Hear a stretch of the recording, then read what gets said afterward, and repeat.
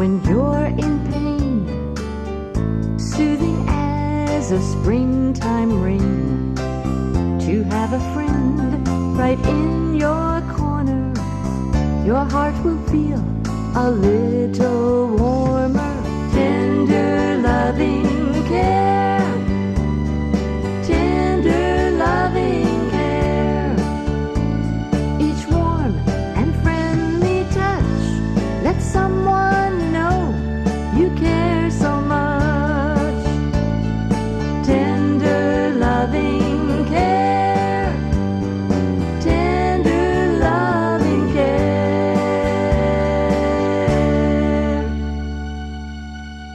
Good evening, I'm Dr. Greenbrier Almond, and thank you for joining us on our program, Tender Loving Care. Each week for over 30 years, probably going back to about 1977 actually, maybe 37 years, we've been talking about this interface between Christianity and medicine, and it's led me down different roads in my life, including following my father into writing stories about a West Virginia doctor. My father was the first to publish stories. Right after my mother died, he wrote his memoir, some 55 stories. He had a lot of medicine in each of the stories, and of course a lot of folklore, a lot of things about West Virginia history that you won't find any other place, because he was writing about his time and how he practiced medicine, making house calls and home deliveries and all of the things that doctors did at that time. And then after my father passed away, 1999, I had an opportunity to write 77 of his stories down that he commonly told, including, I think a treasure here is the talk he gave from time to time, every year probably, at Strawberry Festival time. He actually was the spirit of the Strawberry Festival, selected in the mid-'80s for his involvement with the festival. And I consider that an honor that Dad was able to achieve that. He was also, and that recognition, grateful to the community for his recognizing him. He was also a outstanding alumni award winner of West Virginia Wesleyan College. So many things came to Dad in his lifetime, but his stories were great, and I wrote some of those down. And then my daughter and my daughter-in-law both announced in the same year that they were going to have babies, our first grandchildren. And so I began to be inspired to write stories of a West Virginia doctor's son about how Harold and Lois Almond had raised us. And they're different angle. Some of them have doctoring in them as I make house calls with Dad and learn things from him and from Mother, but the different stories of a West Virginia doctor's son. And now we have a fourth version. I'm going to be telling you some stories from there today. And this one, I want to start with a section that has become a favorite for people who are reading this book, Stories of a West Virginia Doctor for His Grandchildren. And that is the section about my wife, Aracely Gannon Almond. Dr. Gannon, as she is a doctor, a pediatrician, grew up in the Philippines and was educated there, but came to America for her specialty training in pediatrics. And we met in Charleston, West Virginia, fell in love, have been married now for 39 years, and I think it's, without a doubt, one of the best things that ever happened to me. I bring up this section called East Meets West, and you'll see a heart. Heart is for love, and arrow through the heart. Little Kiera Woods, a cousin of mine, actually has illustrated this book. And she's done a really great job. I asked her as a fourth grader to just use her creativity, and this is what she came up with for love. A heart is a good symbol. She's done a nice illustration of the heart. Let me see if I can show you just one other illustration, not to dwell on that, but each section is divided by illustration. Oh, here, a family of my own. Well, you have a family tree.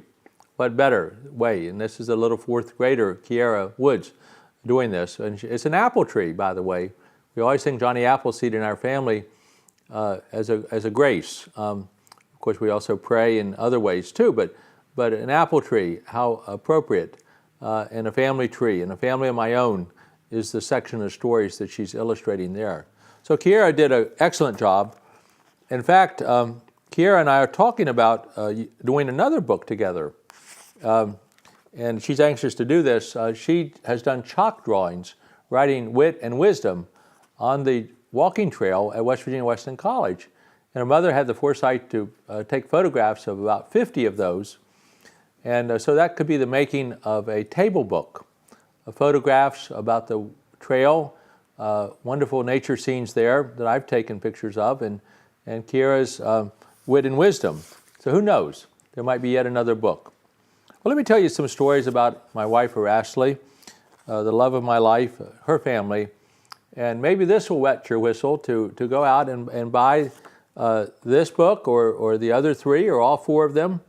They're $15 each, for sale locally at the Hospital Gift Shop, the Historic Society on Main Street, and Artistry on Main, which, by the way, is open every day of the year except for Thanksgiving and Easter and Christmas. So it's a great addition to our town, and I'm pleased that the books are on sale there, along with the artistry of 38 artists, marvelous creative people here in our community.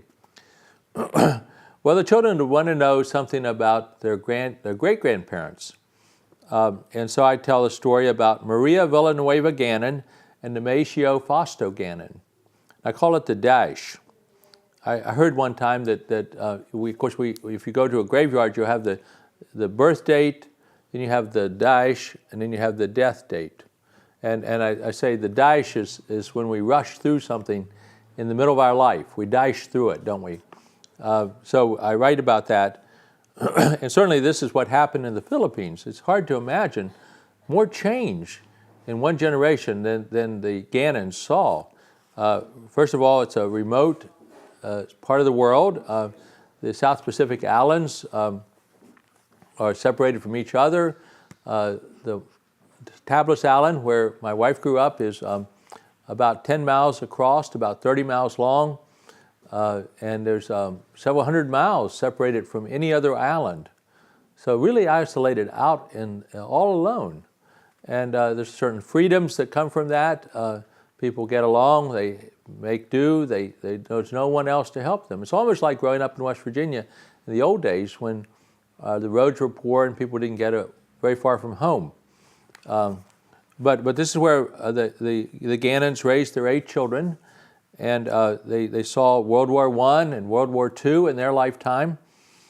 After the Spanish-American War, America was protecting the Philippines, and they had the American education system, which of course allowed my wife to easily come to America for specialty training. They had all sorts of things happening, fire and earthquake and volcano and all sorts of things, as these are young islands. The Appalachian Mountains are very old, but the Philippine Islands are very young and still forming.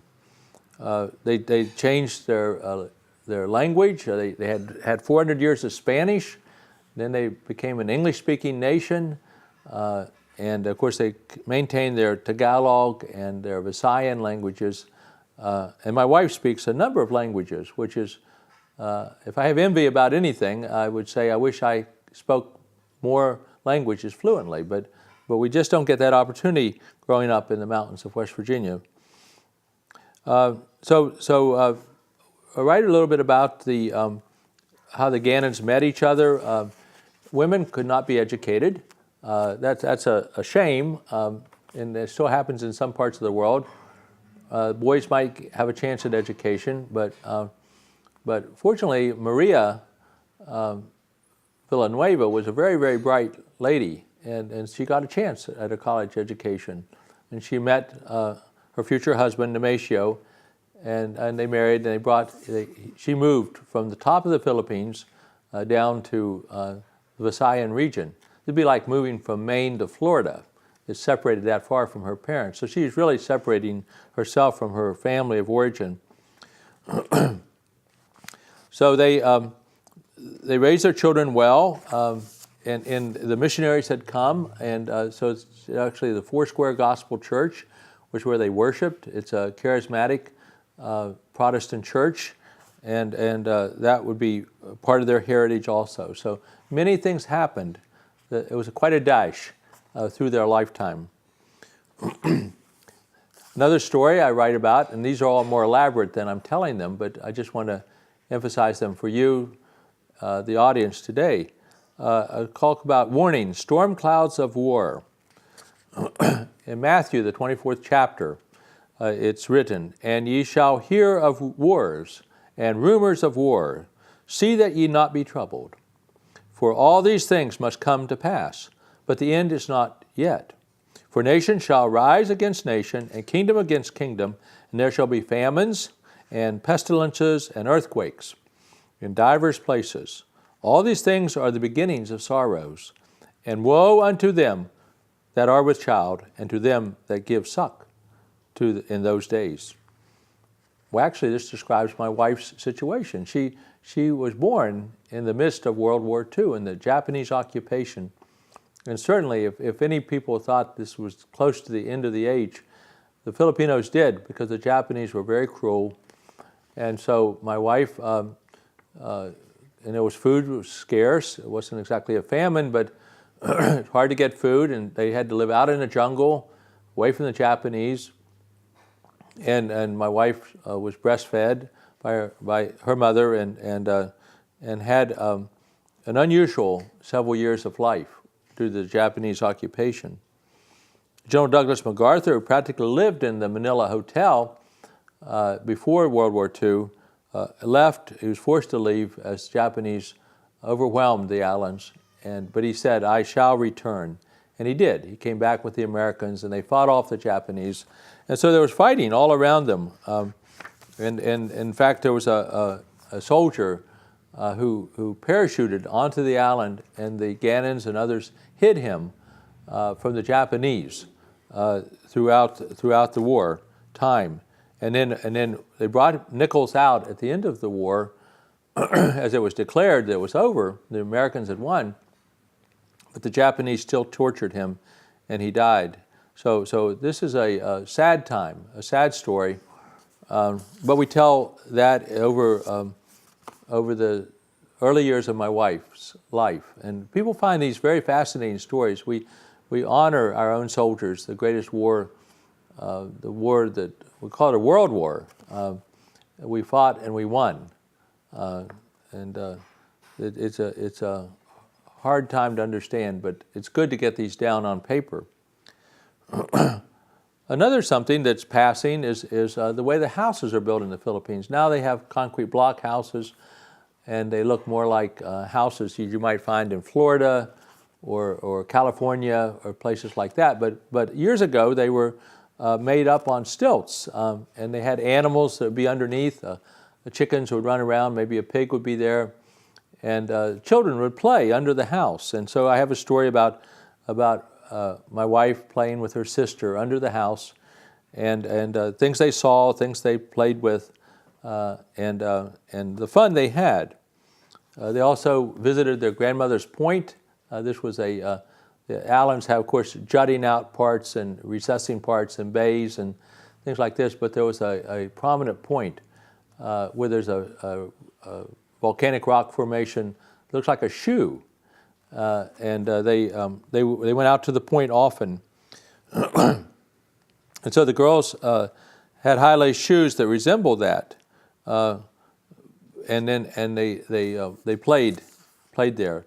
The grandmother had a lot of dogs that ran wild or loose, and they would have to run and climb a coconut tree as they approached their grandmother's house, just to avoid the dogs biting at them. And of course, eventually the dogs would be calmed down and would accept them. But all sorts of things they recall visiting their grandmother out at her point. Other stories. We sat in Cousin Kate's home in her kitchen a couple years ago and told each other stories. And this one really shocked me. But Kate grew up with her father being killed when she was in utero. So she never knew her father. There's no social welfare system. There's no child protective service. Nothing to this. The families have to support a widow in this case. And so they had a house, but it happened to be in a slum in the Philippines, in Manila. Not exactly where you'd want to be raised, but Kate grew up very poor with that type of environment. But her mother always took her to church. They were sometimes so poor they couldn't even afford a peso to get a taxi or a bus, and they would have to walk great distance to go to church. But they were faithful to that. They had to pray for food. They didn't have food in the cupboard, and many times they would pray and pray and pray, and then God would mysteriously lay upon someone's heart to give them food. And so stories like that. This is the Tondo district. I remember even as a young man learning about the Tondo. It's the worldwide description. If you Googled Tondo, you would get the description of a slum, and it's still known, one of the worst slums in the world. And yet Kate grew up, and God has blessed her. She's married a man who's a pastor, and they have healthy, wonderful children and a good life. And she has a ministry, even a radio ministry, in the Hawaiian Islands. So God is good all the time. But she recalls those days growing up in the Philippines. We were gathered as a family up on the shores of Lake Michigan a year ago, and Rashley told some stories there, and I wanted to get them down, and so I set the mood as we sit up on a bluff on Lake Michigan, and she tells the stories of her father being like a Captain George Von Trapp of The Sound of Music. With 8 children, he was a very harsh and regimented man. In fact, they saw The Sound of Music as a family, and it changed Nemesio Gannon. He mellowed. He realized he was too harsh on his own children. But that's the way he was. He was a judge and a mayor and, of course, raising 8 children. He had to supervise people who lived on land that he owned, workers and so forth. So he was harsh, but he mellowed. Rashley told some stories like that. So this is a glimpse of my wife's life through her eyes. There's a poem Rashley wrote when she was in college, and she reflects on that also. She wrote this poem: Crepe Myrtle grayed her last salute as Kalia shyly peeped for June. Mr. Weather changed his route, a fair goodbye for May so soon. Very nice poem, written in 1959. Incidentally, Rance turned around and wrote another poem about his mother.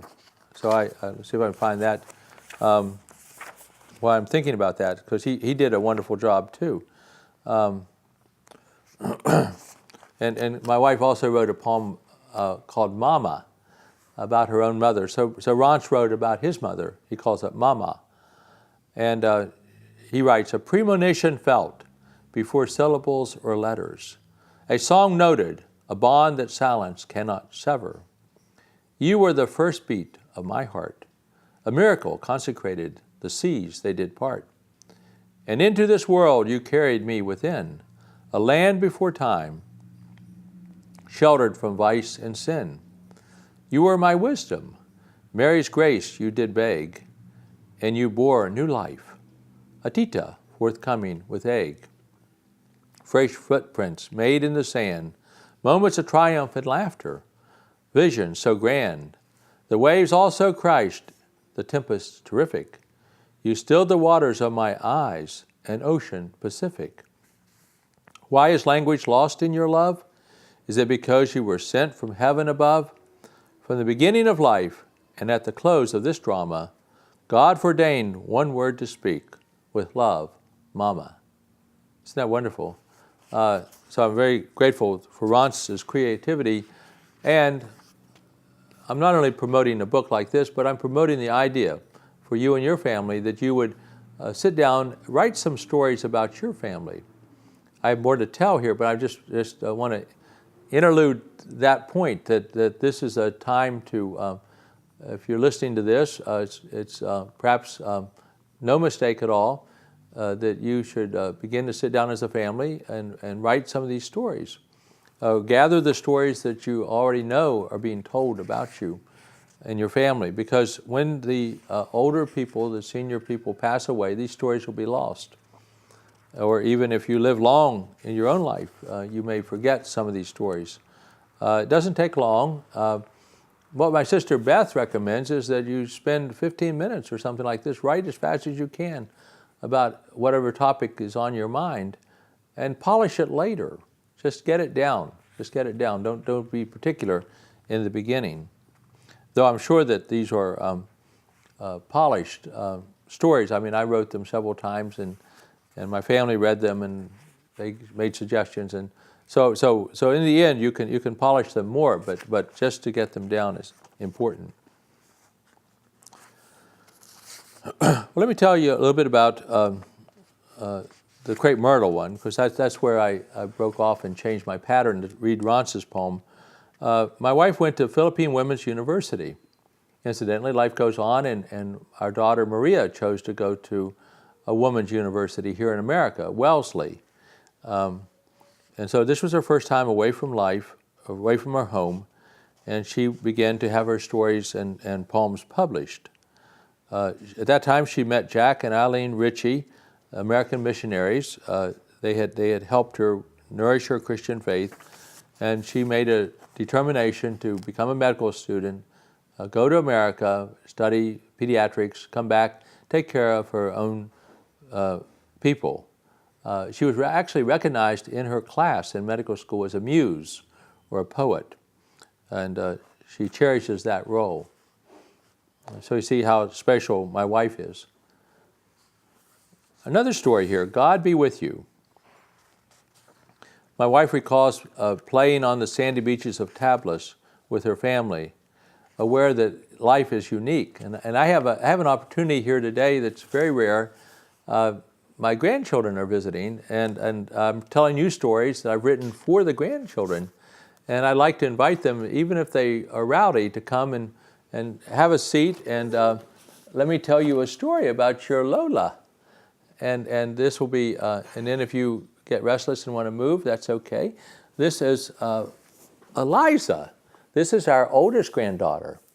And she was born on January the 22nd, and will be 3 years old this January the 22nd, 2015. And my birthday, lo and behold, is January the 23rd. So we are birthday partners. How about that? And Eliza, we're talking to a TV camera there, and if you say hi to the camera, then you can get a copy of this and see yourself saying hi someday. You'll understand what is happening. And I'm telling stories here about your Lola, And she told a story about the sandy beaches of Tablas Island, playing as a little girl on the island. And she would see the great big clouds over the sea, and they had water in them because it rains every afternoon in the Philippines.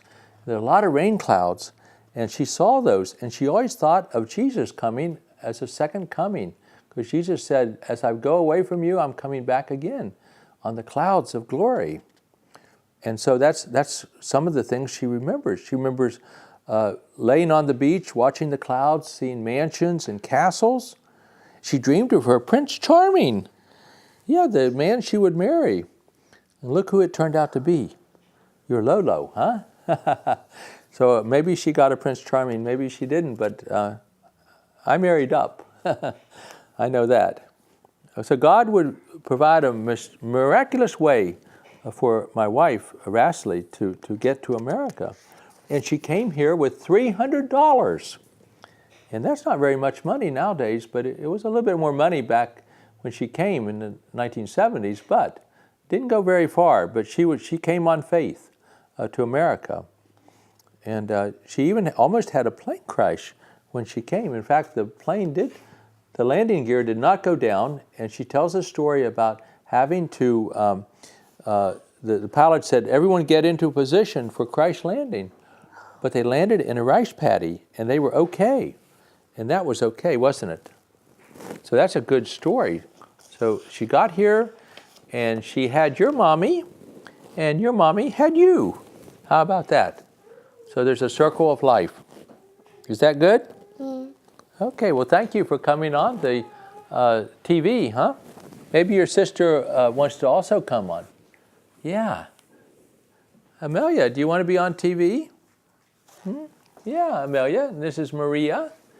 Yeah, this is the little girl that's going to have her birthday coming up on November the 7th. She'll be 1 year old. Yeah, and you are here in West Virginia to visit, and we're so glad. And this book is for you. I wrote this last year after you were born, and we actually dedicated it to you and to your sister and to your cousin.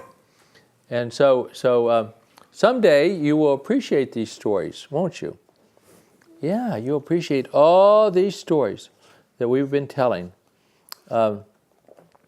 I should also mention that Amelia means eager forest, and I'm a Greenbrier, so the kids did a lot of thinking about their names of their daughters here. Greenbrier is a plant, of course. Forest is a tree. Eager forest. Amelia Sylvie. Eliza also has something to do with trees. The trees are the exalted. Trees have exalted joy. They clap their hands for joy, and trees can do that too, can't they? And so Eliza means exalted joy, a Hebrew word, and I love that. Our other granddaughter is Harper Rose. A rose, of course, is a flower with thorns.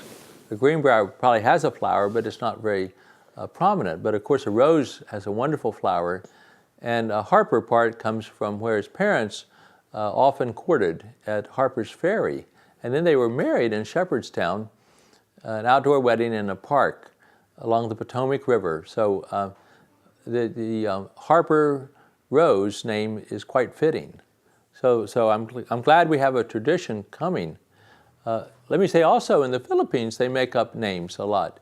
And Araceli is not an uncommon name, but it means altar of heaven. And so the first woman to climb Mount Everest was actually Araceli, and she climbed to the top of Mount Everest. So I think that allows the little girls to grow up adventuresome. And who knows what will happen to them. Maybe from the Philippines to America, maybe from America to South America, or maybe Antarctica. Who knows where they'll live someday. Maybe the Mars or the moon. Wouldn't that be fun, Amelia? Huh? Can you imagine that? Well, right now she's content just to climb steps. And she's beginning to crawl up the steps, and that's a great thing. And of course she crawls very fast and soon will stand up. So Amelia, I want to thank you for coming on the TV. I want to thank your sister Eliza for coming. And thank you for being an inspiration for this book called Stories of a West Virginia Doctor for His Grandchildren. And you are my grandchildren. So let's say bye to the TV camera. And I hope that the girls will come back. You'll see them grow up. There'll be more stories to tell. Until the next time, this is Dr. Greenbrier Almond thanking you for joining us on our program, Tender Loving Care. Special thanks to Channel 3 for this opportunity to come your way. We'll blow a kiss, a blow and kiss. How about that, huh? Okay. See you next week. Stories of a West Virginia Doctor, written by Dr. Harold D. Almond. A collection of 55 short stories about his experience as a small-town doctor in central West Virginia. And Tender Loving Care. Stories from a West Virginia Doctor, Volume 2, written by Dr. Greenbrier Almond, using videotapes to write 70 additional stories of his father's very colorful life as a small-town doctor. They can be found for purchase at Amazon.com and most local bookstores. Tune into Channel 3 Buckhannon for Tender Loving Care with Dr. Greenbrier Allman, where he talks about the connection between Christianity and medicine.